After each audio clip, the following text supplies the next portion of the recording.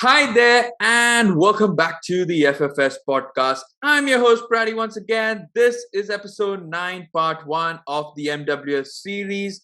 And here we are going to be talking about the big game in the Premier League between Liverpool and Arsenal. It's a big game, it's a big fixture, no matter what the results been over the past few years. I think, just the name of the two teams, the names that were there out there on the pitch. I mean, it's a huge occasion for any Premier League fan and any football fan out there. This game always delivers in terms of goals. There are so many other bigger games, I'm sure, in the Premier League, but this one always delivers goals, whether it be at Anfield or at the Emirates Stadium. And to help me talk about this, we've got Siddharth on this podcast today. He's been on the podcast before. He is an Arsenal fan, obviously. And joining him on this podcast is a very special guest. He's been on this podcast since episode 1. It is none other than me, of course. Who else? And I'm going to give my 2 cents about the game as a Liverpool fan. But Siddharth, I'm glad we can have you on here. Can't wait to hear your thoughts on this game. I think let's start with it. So let's rewind the clock back 2 hours before the game ended, and the team buses are getting into the stadium. The team sheets are announced. Arteta's walking through the inside Anfield and walking onto the pitch for training sessions. All of that. How confident were you? How nervous were you going into this game, given that you've done pretty well? You've had a good run of fixtures of late. Yeah, thanks for having me, Praddy. But to answer your question, honestly, for once after what has been quite a while, I felt hope again, which, it felt weird at first, but then again, Liverpool did lose to West Ham in their last game. Yeah. And honestly, I was pissed off that the international break came then because I knew they'd recuperate and they'd get their act together. Despite the fact that they had more players going around everywhere, all over the world. and injured, honestly, even though I said I was hopeful, I was hoping for a draw. I knew for a fact that we couldn't win. But the fact that I was hoping for a draw against this Liverpool, being an Arsenal fan, in itself felt damn weird, man. But yeah. Yeah. All right. We'll get to what happened in a bit. But of course, if you're listening to this or watching this on YouTube, then you obviously know what the scoreline is. It's not going to come as a shocker to you, but we'll spare you that little spoiler until we get to that part.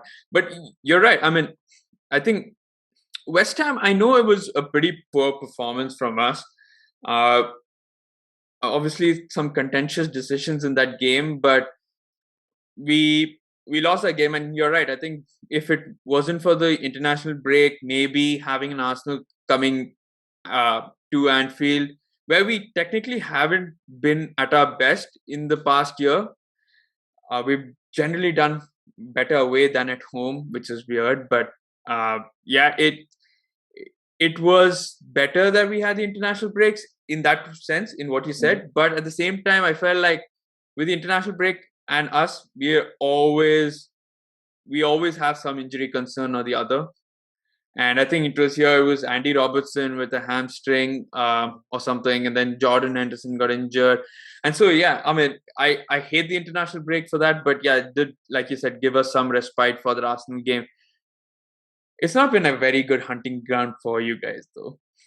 No, it hasn't. No, I think, if I'm not mistaken, I heard one of the stats, which is you guys have only conceded 4 or more goals in a game in the Premier League, I think, in 15 odd occasions, 14 or 15 occasions, and I think 10 or 11 of them have been at Anfield against us.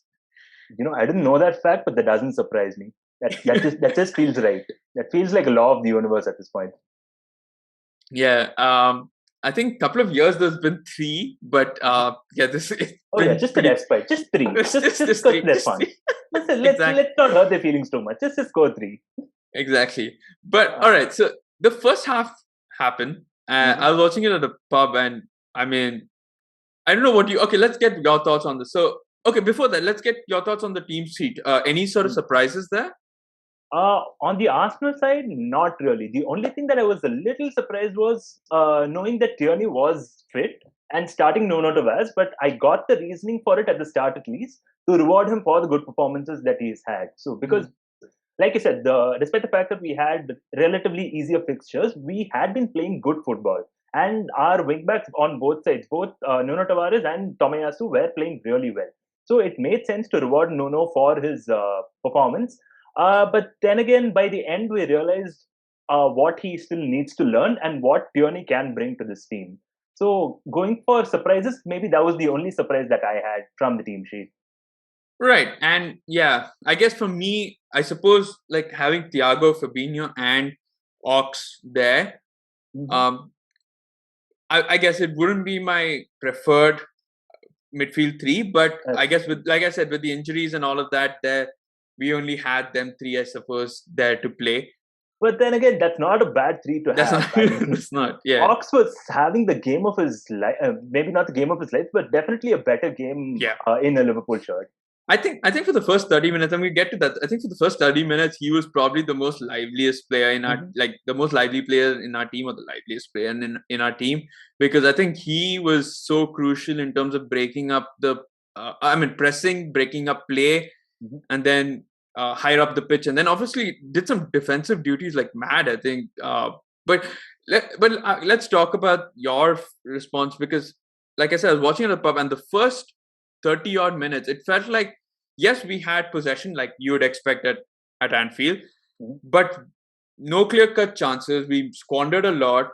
Ramsdale was doing his usual stuff. I mean, brilliant. I can truly see why you paid that much and what an upgrade he's been from Leno. But also your defense was very, very compact, solid. I could see, like, the moment Salah got the ball, he was already hounded by two or three. Yeah, swarmed. And same with Mane, and same with Jota was probably non-existent for that first 30 odd minutes. So I just want to get your thoughts. Did that instill a sort of hope? It did give me a lot of confidence, not only from the first 30 minutes, but from the previous like good performances that we've had. It was mainly from the back. There was good defensive performances, especially from the back four. The back four seems to be pretty solid right now, with maybe just Nuno being the interchangeable part for Tierney. But Gabriel and Ben White are becoming quite a good pair at the back, with a solid two there, with Ramsdale, of course, being in the form of his life. And man, I love that. I love that kid. Yeah. And I think I'm gonna like brag a little bit here, because I saw Ramsdale when he was in AFC Wimbledon, and he saved Wimbledon's half a season when he went there on loan. So when he was signed for those big bucks, I was genuinely surprised.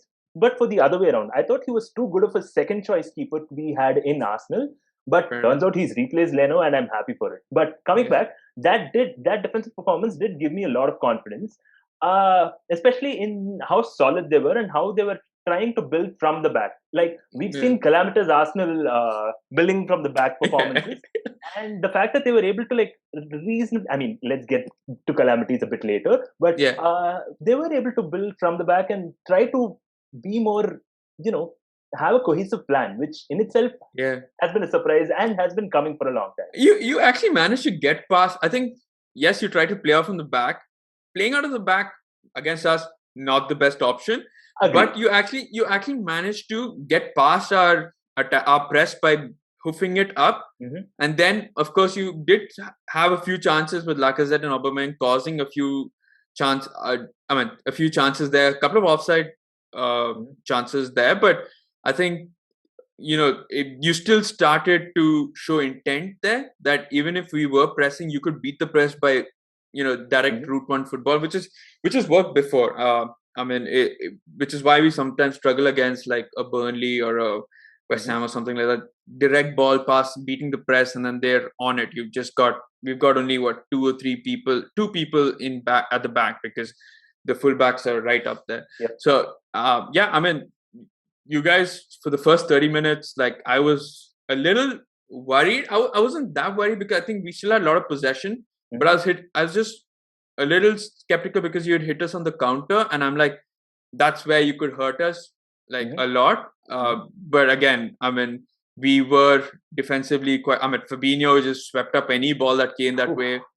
Van Dijk was there for any aerial threat there, so it was okay. So, but yeah, I was always on that edge where every time they kept passing it to Alisson, and I know Alisson's got that small little error in him. A little bit, yeah. So I was like, please don't do something really stupid here. And also that despite us beating you continuously 4-3 and all of that, you still managed to get. I think a couple of times you've actually got the first goal in the fixtures. Yeah, and yeah, I mean, achievement. I mean, this is probably the first clean sheet after a while or something like that. But yeah, I mean, so come to the 30th minute and it all kicked off because I don't know what exactly happened. Of course, it was Sadio Mane jump and Tomiyasu, and then Arteta proves that he's a novice manager when he tries to incite violence in Anfield against Klopp. I mean, listen, man, I get that you want to prove that you have cojones here, but really, here, could you not have picked a better time? Exactly, because the fact is that for 30 minutes you did silence Anfield. Anfield wasn't loud. It was pretty. You quite in Anfield because there was not much happening from our side. You stifled every attack.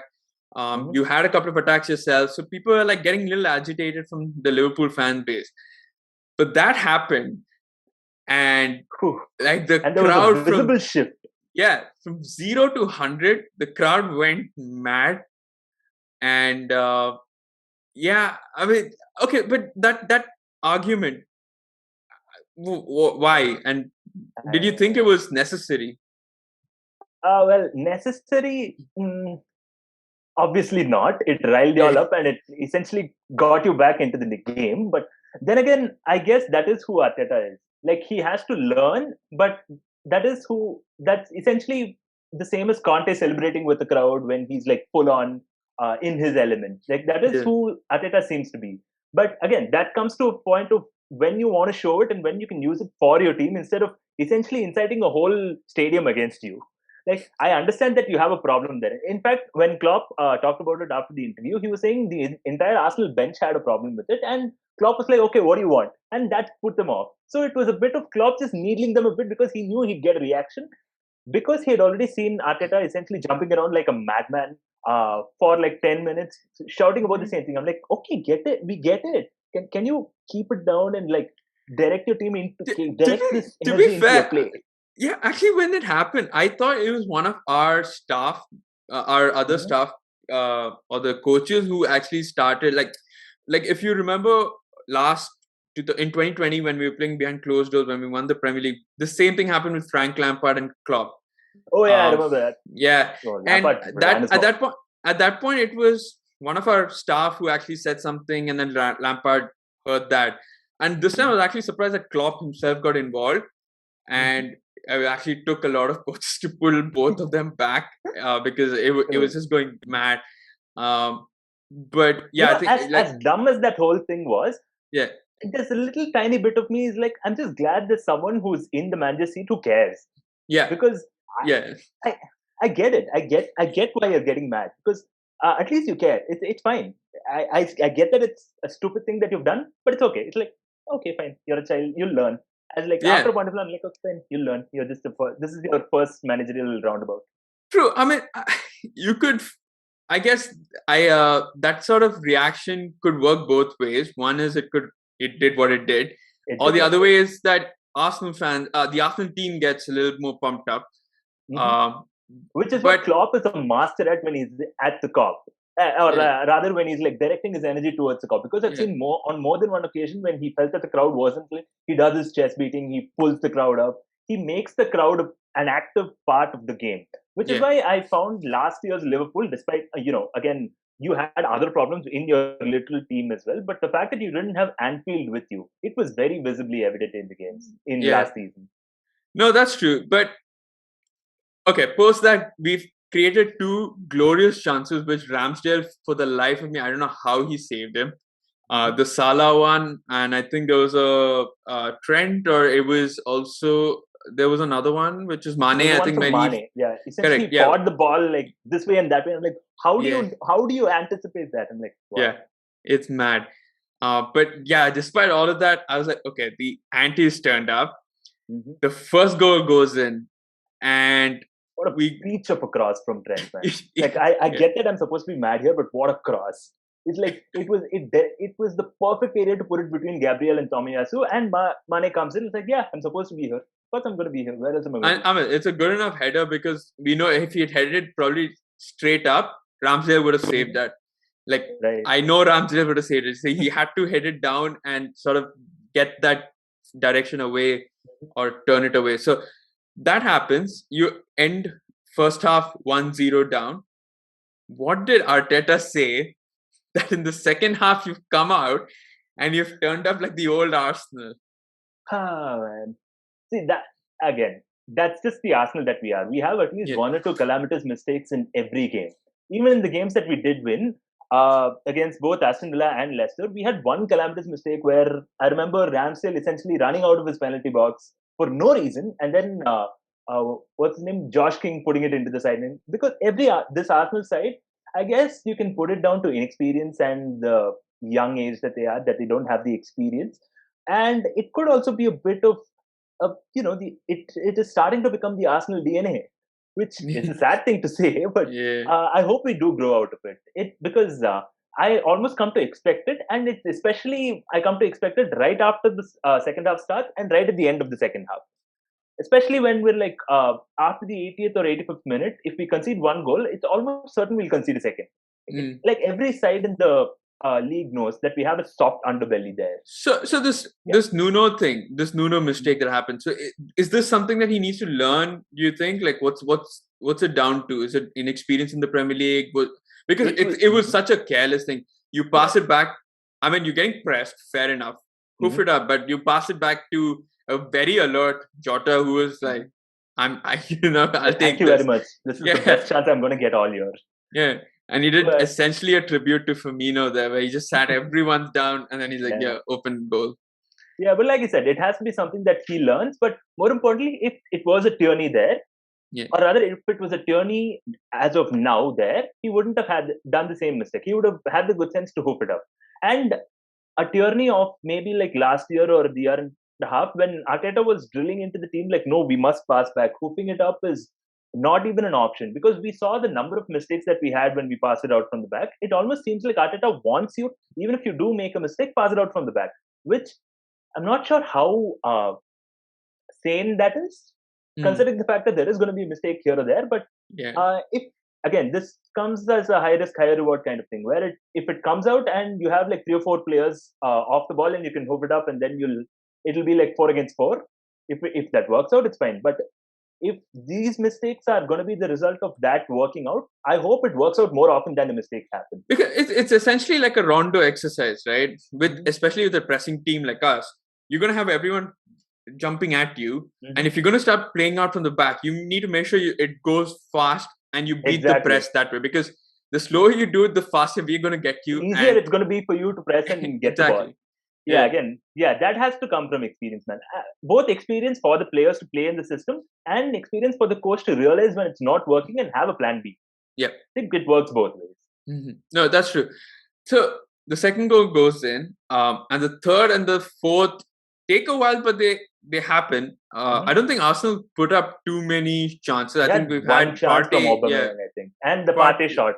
Partey shot, but like the third goal especially was just proper pure. Liverpool, like just like 2 headers. I don't know how, for me, I don't know how Jota got enough power on that header to just get it straight to Mane. And it was a simple tap in for Salah. And of course, Takumi Minamino to get his first goal at Anfield. I'm genuinely happy with that guy. I am happy that guy scored, man. I don't even care. Yeah, it was. At first, I was a little pissed that Mane decided not to pass to him when he was making the run, and then he decided to pass it to Salah. Salah then passed it to Trent, and Trent with a second assist. Things, man. Yeah, I think the fact that Reece James and Ben Chilwell did well at Chelsea this week, that kind of does it for Trent. I think he's like, okay, I'm going to up one from what you guys did. And it's the same thing. Like I remember when Wan-Bissaka was talked about it as the better right back than Trent. Remember those days? You remember those days? And people on Twitter would be like, Wan-Bissaka did this, come out Trent, where are you? And then he just put in like a goal and 2 assists, and people like, oh shit, shouldn't have called him out for that. So yeah, I mean, it was clinical Liverpool. We definitely could have had a couple of more chances, especially. But Ramsdale, I mean, what a keeper! It wasn't like one of those days where he had like, goalkeepers get into this god mode form, like, and they start saving everything. It wasn't that we scored 4 past you, but you still, I mean, he still had 5 to 6 like properly good saves. Yeah, which is a sign of a good keeper who's like turned on. Yeah, exactly. It didn't feel like he was in one of those phases where he could save everything. It felt like those were genuinely good attempts made, and yeah, it was crazy. Okay, so talking about post the game now, whenever we've played each other, especially at Anfield, Arsenal fans go on a complete rant, go insane saying Arteta out and all of that. It's not been the case this time, especially after being beaten 4-0. I just want to know, why is it? Is it because you expected a team? I mean, you different levels, different qualities, and you kind of expected it, and are you seeing like sort of gradual progress under Arteta? That this feels like, yeah, it would have happened. It's like the City game. You just got to take it, but we're okay with Arteta. Yeah, I think it's a bit of both. The fact that he was unbeaten for so long after those first 3 games did put a lot of credit in his bank. Yeah, because we normally play each other in like the 3rd game of the season, and by that time we get rammed, and then we're immediately like, "Oh, what is happening in this club?" Yeah, I mean, even like 4 or 5 weeks back, I was still wondering why Arteta was in charge.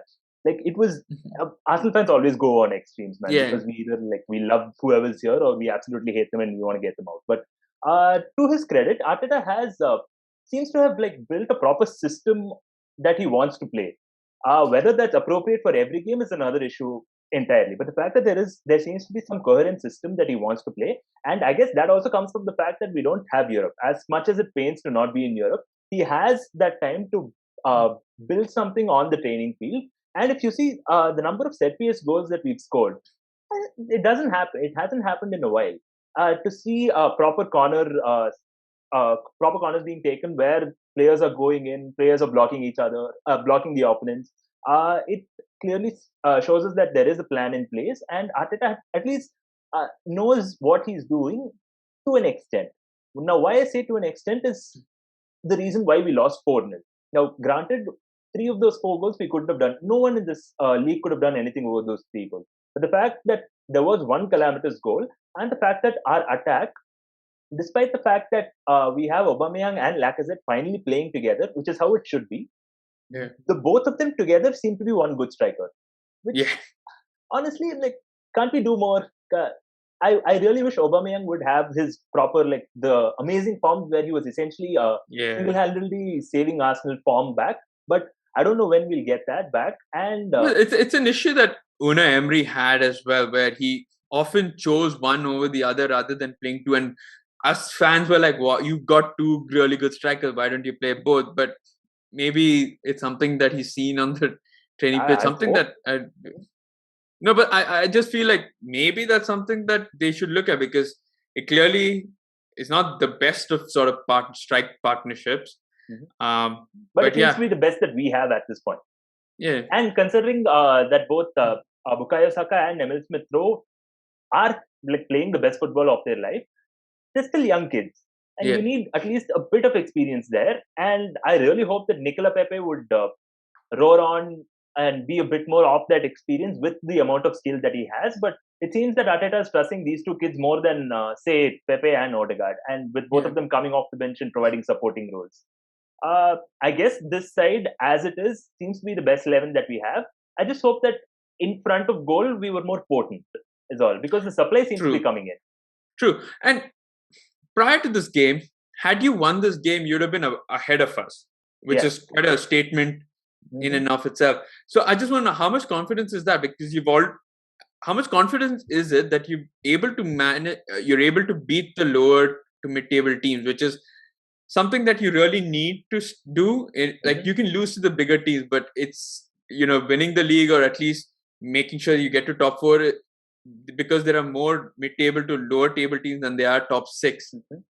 That becomes more of a problem. So the fact that you're able to rack up a lot of points, the losses to City or Liverpool can be chalked off as saying, they're just good. They're just better. They're just a level ahead. But how much confidence does it give you that you could be probably the best of the rest, which is probably Chelsea, Man City, Liverpool, probably the next best? Honestly, Arsenal's performances did give me a lot of confidence, but what is giving me more confidence is how shitty Man United and Tottenham have been so far. Because because United signings, I thought they'd be like challenging for the title at this point. And Tottenham, I thought we'd be like fighting with Tottenham and maybe Leicester for the best of the rest tag. But United are United. I hope they turn it around for their own sake. And Tottenham with Conte, I don't know. That's a mixed bag of the highest variety. Because those two do not mesh at all in my mind, and I want to see how that turns out. You're talking about who you're battling. You're going to be battling West Ham United, who's a different opponent there. But so confident that you'd be there. I am confident that we'll be in the top 6. Top 4, I think, is still a step too far at this point. You're the only one in the top 6 who would not have Europe, though. That's true, but then again, we are Arsenal. Aubameyang going for the African Cup of Nations? I'd be surprised if he didn't go. Partey as well, right? Thomas Partey and Aubameyang will be going, but I'd say losing Partey would be a bigger deal at this point, because he seems to have come into his own in that linchpin role where he has, and him and Lokonga have been a good partnership, which is why I'm so glad Xhaka got injured. I swear to God, man. I hate that man. And I'm so glad that these two are turning into quite a good partnership, and Partey leaving is going to be a pretty big hit. And I don't know who's going to replace him in that position, or if Arteta decides the man who you just said that you were glad that he got injured. I hope he doesn't come back. I'll be so happy if Ainsley Maitland-Niles played that same role, which he did. I think he had that role against Watford, where he and Partey were there instead of Lokonga. If Lokonga and Maitland-Niles are there, it would be unorthodox.